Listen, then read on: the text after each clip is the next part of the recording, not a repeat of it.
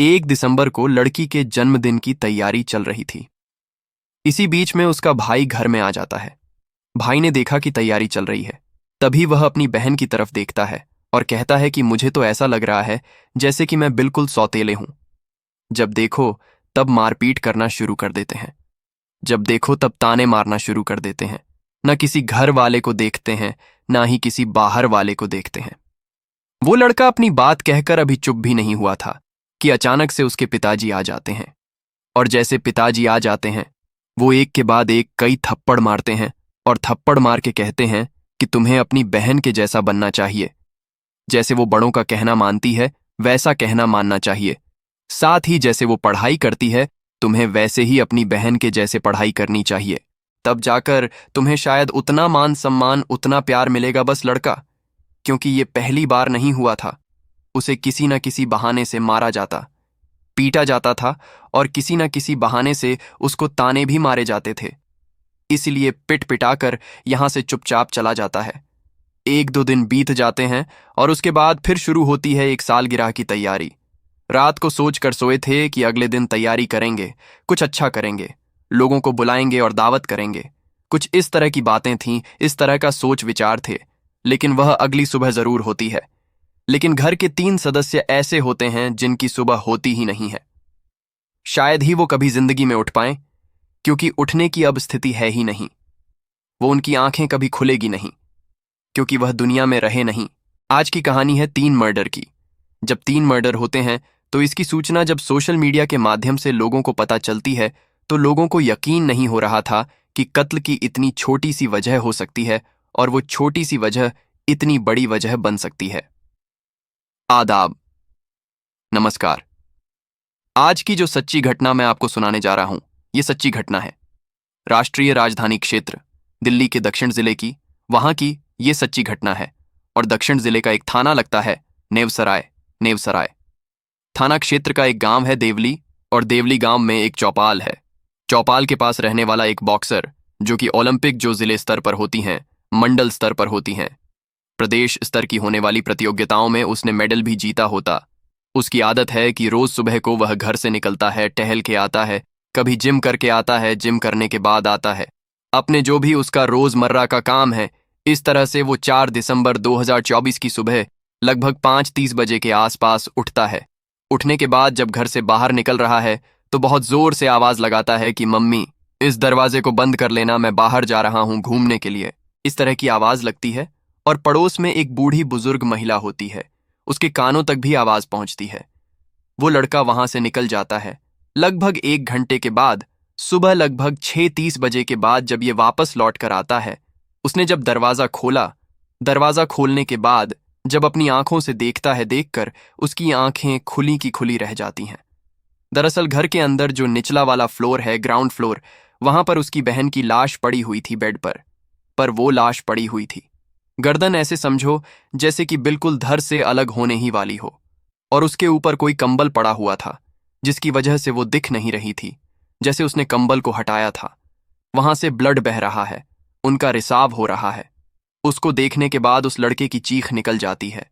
बहुत जोर से वह चीखता है। चीखने के बाद दौड़ता हुआ अपनी माँ को आवाज लगाता है। माँ, बार बार माँ माँ करके आवाज लगा रहा था। कभी पिताजी को आवाज लगा रहा था। जैसे ही ऊपर के फ्लोर पर जाता है, ऊपर की मंजिल पर जाता है, तो एक तरफ माँ की लाश पड़ी हुई थी, तो दूसरी तरफ पिता की लाश पड़ी हुई थी। घर के अंदर 3 कत्ल हो जाते हैं, और उस लड़के की चीख पुकार, उसकी आंखों से निकले हुए आंसू, उसकी दर्द, उसकी कराहट इतनी दूर तक फैल जाती है कि जो आसपास के लोग थे वह भी दौड़कर घर की तरफ आते हैं, क्योंकि अभी तो ठीक से दिन भी नहीं निकला है। आखिरकार इस घर में ऐसी क्या वजह हुई है? इस गांव में इससे पहले ना कोई ऐसी चीख पुकार मची थी, ना ही कोई इस तरह की घटना सुनने को मिली थी। इस घर से लगभग 20 मीटर की दूरी पर एक जिम होता है। जिम में जो लड़के प्रैक्टिस वगैरह कर रहे थे, जिम का जो मालिक होता है, वो भी दौड़ते हुए जब मौके पर आता है, आने के बाद सबके सब लोगों ने जब अपनी आंखों से उस दृश्य को देखा, तो उस दृश्य को देखने के बाद शायद ही कोई ऐसा व्यक्ति रहा होगा जो यह सोचकर एकदम हतप्रभ ना रह गया हो, स्तब्ध ना रह गया हो, यह सोचने पर मजबूर ना हो गया हो कि आखिरकार इस घर में ऐसा क्या हुआ है। 4 सदस्य हैं और 4 में से 3 का मर्डर हो चुका है। यदि लड़का भी यहां पर होता तो शायद वो भी मार दिया गया होता। इसी बीच में पुलिस को सूचना दी जाती है। जब पुलिस वहां आती है कि जल्दी से आप यहां पर आइए। इस जगह पर, जो कि देवली गांव लगता है, चौपाल के पास एक फौजी का मकान है। फौजी के मकान पर जल्दी आइए, यहां पर 3 कत्ल हो चुके हैं, 3 मर्डर हो चुके हैं। जैसे पुलिस को सूचना मिलती है, उसके बाद फिर चाहे वह डीसीपी अंकित चौहान हो, एसीपी अभिनेंद्र जैन हो, एटीएस प्रभारी उमेश यादव, स्पेशल सेल प्रभारी गिरीश नेवसराय, थाना प्रभारी राकेश यादव, संगम विहार थाना प्रभारी उमेश शर्मा, जैसे जैसे सूचना मिल रही थी वैसे वैसे ऑफिसर का मौके पर घटनास्थल पर जमा हो रहे थे। और 3 मर्डर की सूचना सुनने के बाद अधिकारियों ने जांच पड़ताल करना शुरू कर दिया। लगभग 51 साल की उम्र होती है राजेश कुमार की, जो कि सेना से रिटायर्ड हो जाते हैं। 12वीं राजपूताना राइफल से वो साल 2009 में रिटायर हो चुके थे। एनएसजी के वो कमांडो भी रहे थे। हालांकि उनका जो मूल गांव होता है वो हरियाणा के महेंद्रगढ़ के पास एक गांव लगता है, खेड़ी तलवाना, वहां के मूल निवासी होते हैं। वहां से रिटायर होने के बाद बच्चों की अच्छी एजुकेशन के हिसाब से उन्होंने अपना गांव छोड़ दिया था लगभग 30 साल पहले, और दिल्ली के इस गांव देवली में रहना शुरू कर देते हैं। उनकी पत्नी होती है जिसका नाम कोमल होता है, और साथ ही उनकी बेटी होती है, बड़ी बेटी जिसका नाम कविता होता है। कविता इग्नू से एमए की पढ़ाई भी कर रही है। साथ ही वो यूपीएसएससी की तैयारी कर रही थी। उसको आईएएस ऑफिसर बनना था। बेटी पर बड़ा नाज कर रहे थे, और जब पुलिस वालों ने देखना शुरू किया है तो बेटी की गर्दन ऐसे समझो जैसे कि धड़ से बिल्कुल अलग होने वाली हो। साथ ही उसके शरीर पर कई जगह चोटों के निशान थे। मां के साथ भी कुछ ऐसी ही हालत थी, उसकी भी गर्दन धड़ से बिल्कुल अलग होने की कगार पर थी। पिता, जो राजेश कुमार पूर्व एनएसजी का कमांडो थे, जो कि 12वीं राजपूताना राइफल्स का वो रिटायर्ड फौजी होते हैं, उनकी गर्दन पर तो बार था ही भारी, साथ ही उसके सर पर भी किसी ने भारी वार किया था। ये कत्ल क्यों किए हैं, किस लिए किए हैं? अब इकलौता एक ही इस घर का बेटा है जिसका नाम अर्जुन होता है। अर्जुन बीए का स्टूडेंट भी होता है, साथ ही वह बॉक्सर भी है। उसने कोई कंपटीशन में कुछ मेडल्स वगैरह प्राप्त किए हुए थे। जब उससे पूछा जाता है तो बताता है कि रोज सुबह 5:30 बजे घर से निकलता है। मॉर्निंग वॉक के लिए तो कभी जिम जाता है, लेकिन आज अब जिम नहीं गया था। मॉर्निंग वॉक गया होता, और जब यहां से जा रहा था तो ताला लगा के गया था। ताले का सिस्टम कुछ इस तरह से बाहर से लग जाए तो वो घर के सदस्य भी उसे आराम से खोल सकते हैं। इसी बीच में पुलिस वालों ने जब उससे बातचीत कर रहे थे तो एक बुजुर्ग महिला भी आके कहती है कि जब ये घर से बाहर जा रहा था तो इसने अपनी माँ को आवाज लगाई थी कि माँ, दरवाजा बंद कर लेना। उसके बाद क्या होता है, घर से किसी भी तरह की कोई आवाज नहीं आई, कोई चीख पुकार नहीं। 3 कत्ल हो जाते हैं। लड़के से जब बातचीत कर रहे थे, एक पुलिस वाले की नजर उस लड़के के हाथ पर पड़ जाती है। हाथ पर एक चोट का निशान था। ऐसा लग रहा था जैसे कि ताजा निशान हो। हालांकि 3 मर्डर की सूचना से पूरे देश भर में ये खबर सोशल मीडिया के माध्यम से वायरल हो जाती है कि फौजी का परिवार कुछ इस तरह से खत्म हो चुका है। अब पुलिस पर यह दबाव था कि आखिरकार यह 3 कत्ल किसने किए होंगे, क्यों किए होंगे, क्या इसके पीछे की वजह रही होगी। पुलिस इन सवालों के जवाब तलाश करने में जुट जाती है। साथ ही जो घर में जो पुलिस ने जाकर देखा, कहीं ऐसा तो नहीं है लूटपाट की घटना को अंजाम दिया गया हो। घर का एक एक सामान, एक एक चीजें वैसी की वैसी रखी हुई थीं जैसे कि पहले रखी हुई थीं। कोई फोर्स के निशान नहीं थे। किसी ने जबरदस्ती घुसने की कोशिश नहीं की। तो आखिरकार कातिल कहां से आया, क्यों हत्या की। जब लड़के से बातचीत करते हैं तो लड़के का रो रो कर बुरा हाल था। समझ नहीं पा रहे थे इस बीच में इससे इतनी जल्दी बातचीत करें तो कैसे करें। जब पुलिस वालों ने कहा कि थोड़ी तसल्ली देते हैं, सभी जो शव थे उनको कब्जे में लेकर पोस्टमार्टम के लिए भेजा जाता है। उधर पोस्टमार्टम हो रहा है, उधर ये इंतजार कर रहे थे कि कब यह बेटा थोड़ा होश में आएगा। उसके गांव वालों को, परिवार वालों को, बाकी सदस्यों को भी सूचना दी जाती है। हालांकि ये परिवार लगभग 10 दिन पहले अपने गांव गया था। एक बेटी की शादी समारोह में परिवार बिल्कुल खुश था, सब कुछ ठीक था। किसी से कोई शिकवा नहीं, कोई शिकायत नहीं, किसी से कोई झगड़ा नहीं, कोई फसाद नहीं। फिर यह कत्ल क्यों किए गए? आखिरकार पुलिस ने इस लड़के से ही पूछा कि बेटा, बस 2 ही चीज के जवाब चाहिए। पहला यह कि तुम्हें चोट कैसे लगी, दूसरा यह कि जब घर के अंदर जाने का कोई फोर्स, कोई जबरदस्ती वाला रास्ता ही नहीं है तो आखिरकार तुम ही निकले हो और तुम ही गए हो। सुबह 4 बजे से लेके सुबह 7 बजे तक की सीसीटीवी फुटेज जो थी, जब उसको भी खंगाला जाता है, देखा जाता है, तो पता चलता है कि 2-3 बुजुर्ग लोग हैं जो सामान्य रूप से टहल रहे हैं। किसी के ना आने की खबर थी, ना कोई जाने की। अब प्राइम सस्पेक्ट कोई और नहीं था। इस घर का इकलौता बेटा जिसका नाम अर्जुन होता है, वह होता है पुलिस। उससे पूछताछ कर रही थी पुलिस को। जब पहली बार उसने बयान दिया था तो कुछ और, दूसरी बार पूछा तो कुछ और, क्योंकि एसीपी, डीसीपी, थाना अध्यक्ष, तमाम अधिकारी मौके पर आ जाते हैं। सभी बातचीत कर रहे थे, सबको कुछ ना कुछ नया बता रहा था। तभी पुलिस को लगता है कि शायद हो ना हो, यहीं से कत्ल हुआ है, यही कत्ल की असली वजह हो सकती है। उससे पूछा जाता है कि कत्ल तो तुमने किया है, लेकिन क्या है ये बता दो। जब इस तरह की बातचीत हो रही थी तो आखिरकार वो ज्यादा देर पुलिस के सवालों के सामने टिक नहीं पाता और वो टूट जाता है। वो कहता है कि हम 2 बहन भाई जरूर थे वहां। ऐसा लगता था देखने के बाद जैसे क्या वो सौतेला है, बहन सगी है।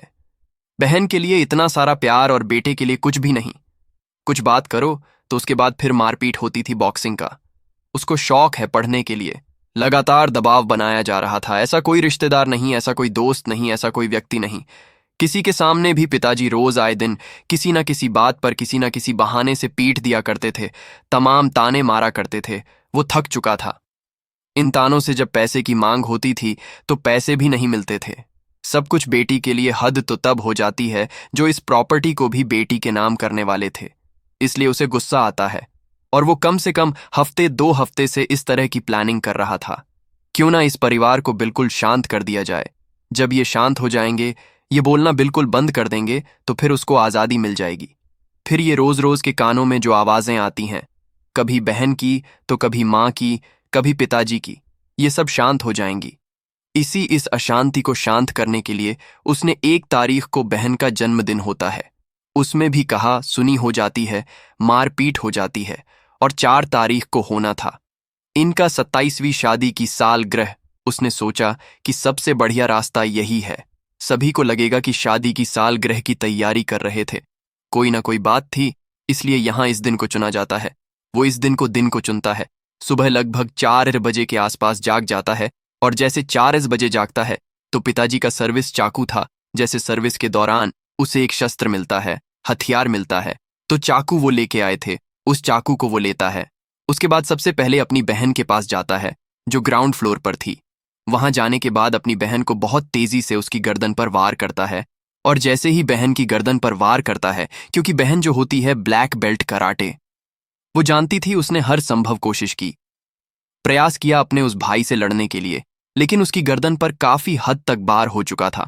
और उसने ये गर्दन काटने का जो इरादा बनाया था, इसलिए ताकि आवाज ना निकल सके, कोई चीख ना निकल सके। बहन ने लड़ने की कोशिश की, लेकिन वह तब तक कई जगह उसके वार हो जाते हैं। इसके बाद पहले बहन को मारता है। उसके बाद जब ऊपर कमरे में जाता है तो पिताजी आराम से सो रहे थे और माँ उसकी बाथरूम में होती है।